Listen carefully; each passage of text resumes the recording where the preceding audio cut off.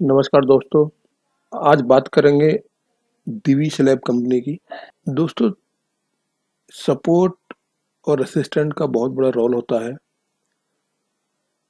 अगर आप देखें तो डीवी स्लैब ने 27 मार्च को अपने पुराने सपोर्ट पर सपोर्ट लिया था।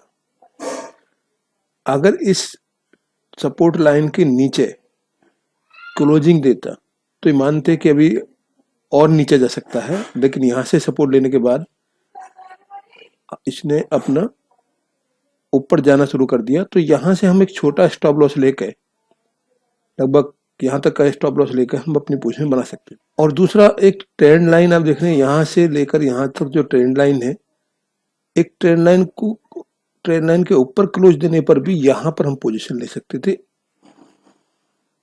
2 अप्रैल को। जो बार बार रेसिस्टेंस दे रहा था यहाँ पर, वहां पर इसने सपोर्ट लिया है और यहाँ से अब इसके चांस हैं ज्यादा, यानी ऊपर जाने के, अपने जो पुरानी रेसिस्टेंट है वहां तक जाने की। तो अपने पुराने रेसिस्टेंट तक ये अपना जाएगा। लेकिन यहाँ पर भी हम ये जो सपोर्ट, जो पहला रेसिस्टेंट बना था, अब जो सपोर्ट है, अगर सपोर्ट के नीचे क्लोजिंग देता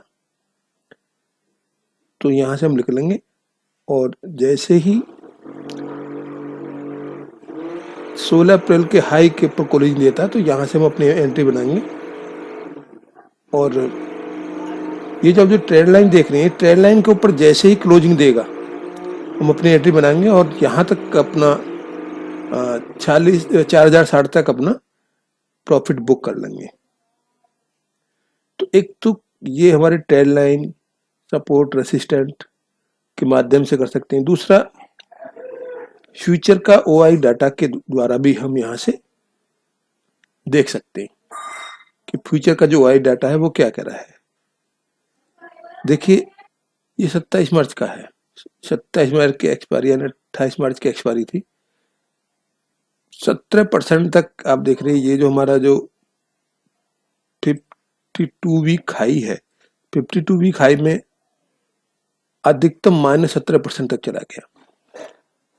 ठीक है, ये एक्सपायरी 28 मार्च की 27 तारीख है। तो अब इधर अगर हम देखें तो ये दिन था जिसमें देख रहे हैं जो शॉर्ट वाले के जो ओआई है वो काफी ज्यादा है और लॉन्ग वाले के माइनस में है। लेकिन जो एक्सपायरी की डेट थी 28 मार्च, 28 मार्च को क्या हुआ कि जो शॉर्ट वालों ने पोजीशन बनाई थी, उन्होंने अपनी पोजीशन को स्क्वायर अप किया है। यानी जो शॉर्ट में पोजीशन बना रखी थी, उन्होंने पोजीशन को स्क्वायर अप किया। और उस दिन से आप देख रहे हैं, उस दिन से क्या हो रहा है, लगातार शॉर्ट कवरिंग हो रही है। तो अगर इधर शॉर्ट कवरिंग हो रही है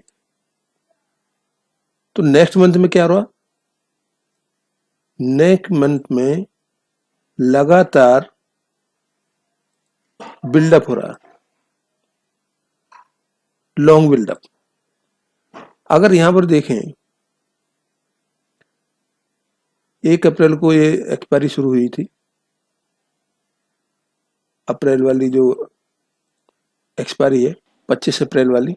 और 25 अप्रैल से देखिए यहां पर क्या हो रहा है, शॉर्ट कवरिंग हो रही है, लगातार शॉर्ट कवरिंग। लेकिन नियर मंथ में क्या हो रहा है कि नियर मंथ में जो बिल्डअप हो रहा है, लॉन्ग पोजीशन बिल्डअप हो रही है। अब यहां पर देखिए, तो यहां पर अगर बात करें 1 अप्रैल को, तो नेक्स्ट मंथ में भी ओपन इंटरेस्ट शॉर्ट वालों का ज्यादा है, यानी वो 41,600 है, और लॉन्ग वाले का जो ओआई है 10,600 है।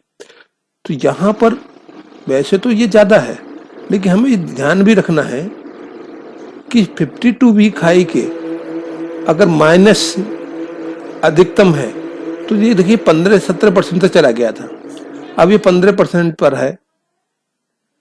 तो यहां से ज्यादा चांस होते हैं कि ये अपने 52 वीक हाई की तरफ जाएगा। अब वो जा रहा है धीरे धीरे।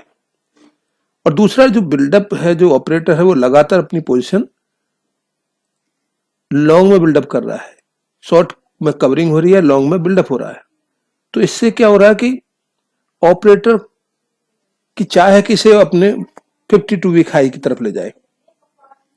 अब देखिए यहां पे क्या हुआ, यहां तक तो ये सही था, शॉर्ट वाले ज्यादा थे, लेकिन दूसरे दिन क्या हुआ, ये डेट है 5 अप्रैल को, 5 अप्रैल को अब लॉन्ग की पोजीशन ज्यादा हो गई। अब यहां से क्लियर हो गया कि अब लॉन्ग की पोजीशन तो मार्केट ऊपर ही जाएगा, और लगातार ऊपर ही जा रहा था।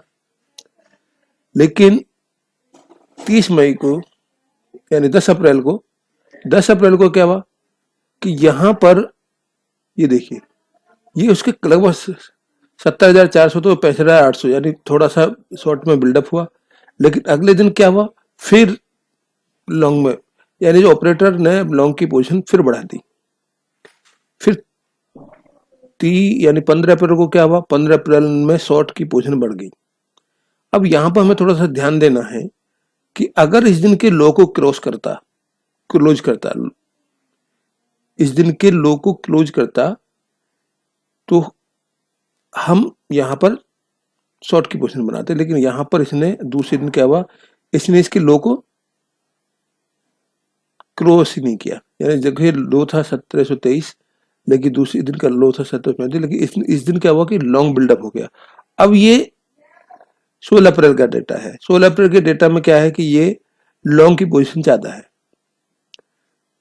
वो 96,000 है तो 91,800 है, तो ज्यादा चांस है कि ये अभी ऊपर ही जाएगा।